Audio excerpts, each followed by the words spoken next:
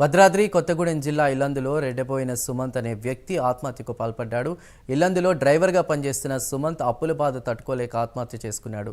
మృతుడి కుటుంబ సభ్యులతో కౌన్సిలర్ రవి మాట్లాడారు. మృతుడి కుటుంబ సభ్యులను ప్రభుత్వం ఆదుకోవాలని అన్నారు.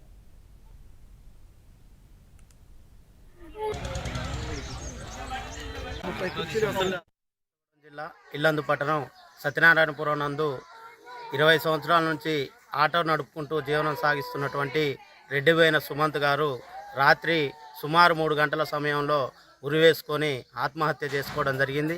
ఆత్మహత్యకి గల కారణం ఏమిటంటే ఇక ఆర్థిక ఇబ్బందుల వలన ఆటో సరిగ్గా నడకపోవడం, ఈఎంఐలు భారమై మరి వారు రాత్రి సుమారు 3 గంటల టైంలో మరి ఉరివేసుకొని చనిపోవడం జరిగింది. వారికి 2 ఆడపిల్లలు ఉన్నారు. మరి ఆడపిల్లలకి జీవనాధారం లేకుండా చేసినటువంటి రెడ్డిపోయిన సుమంత్ గారి కుటుంబాన్ని కూడా మరి ఆటో డ్రైవర్లు పెద్ద ఎత్తున వచ్చి వారికి నివాళులు అర్పించి వాళ్ళు కూడా కొంత డబ్బులు యూనియన్ తరఫున అందజేయడం జరుగుతూ ఉంది.